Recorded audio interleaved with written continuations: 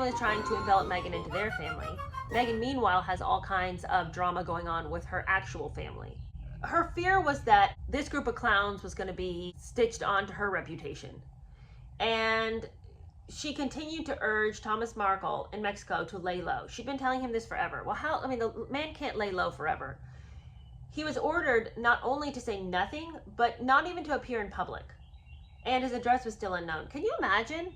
Like, I would have been like, you know what, girl? You go do you. I'm not going to stay in my little stuffy house in Mexico, and just for you. Like, you won't even let me see you. You won't even let me come visit you. You continue to deny me my rights as a human. For a humanitarian, she seems to really struggle with her own father's humanity.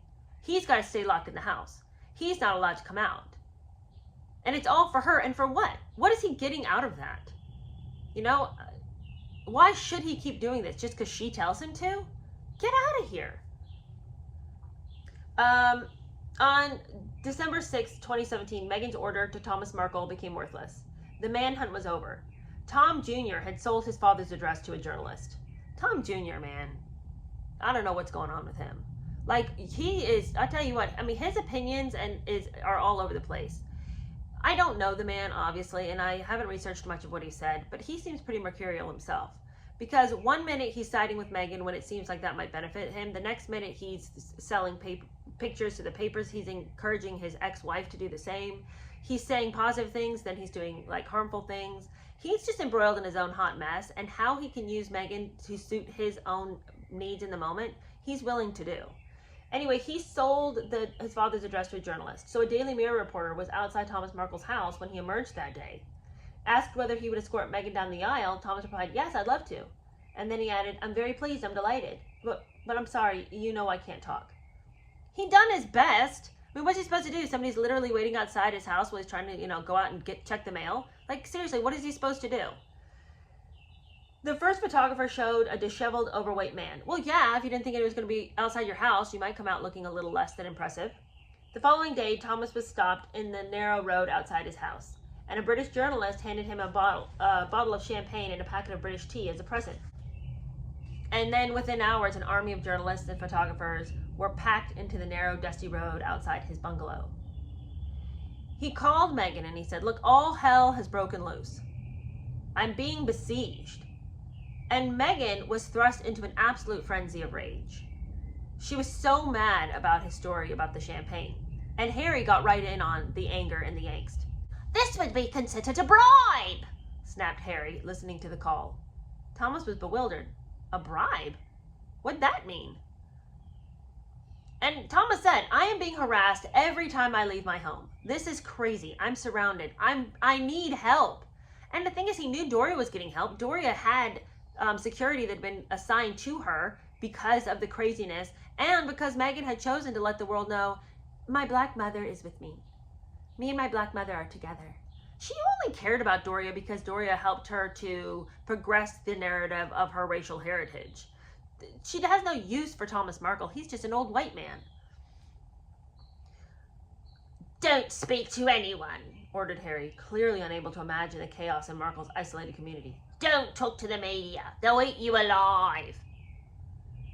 And Thomas said, "Well, could you help me get rid of these people? I can't just, this tiny little town in Mexico, where am I supposed to go?" Doria, Thomas knew, like I said, was getting help. So why was Meghan denying him the same assistance? Now, Thomas was truly left to fend for himself. After that phone call in which Harry screeched at him for taking a bribe, Meghan was angry that they'd found out where her dad lived. She's humiliated. She's embarrassed. She would later claim that to keep, from getting too embroiled in this mess, but trying to hand her dad a lifeline, that she had assigned Jason Knopf to be, his aide and to speak with him and to sort of shed light on what he should do next.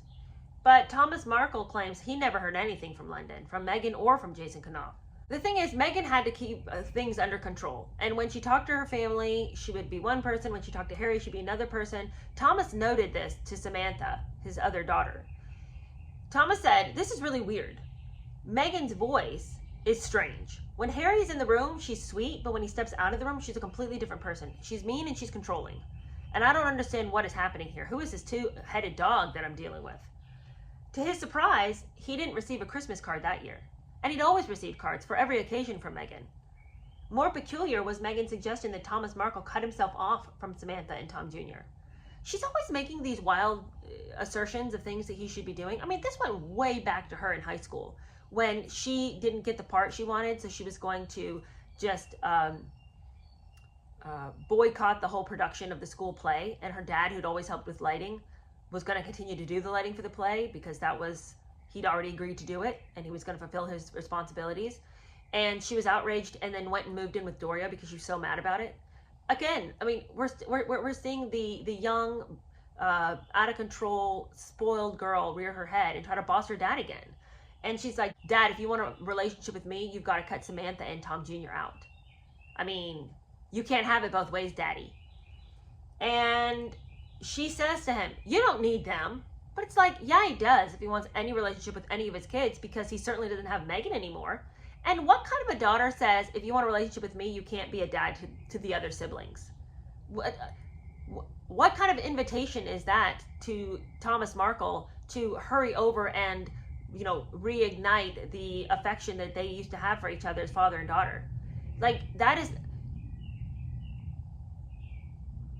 Why would this ultimatum be attractive to him? In order to be with me, you have to cut your other kids out? Get out of here. And he said, I'm not disowning my kids. That's crazy. And she said, then I have nothing more to say. We have nothing more to talk about. Meghan Markle, what in the world? Like, what? Well, Thomas Markle felt that he knew from whence these feelings came. He suspected that Doria was forcing the division.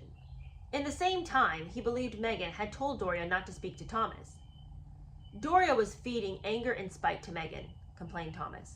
Doria, he reluctantly believed, saw an opportunity that Meghan would pay off Doria's debts for college and also buy her a new car.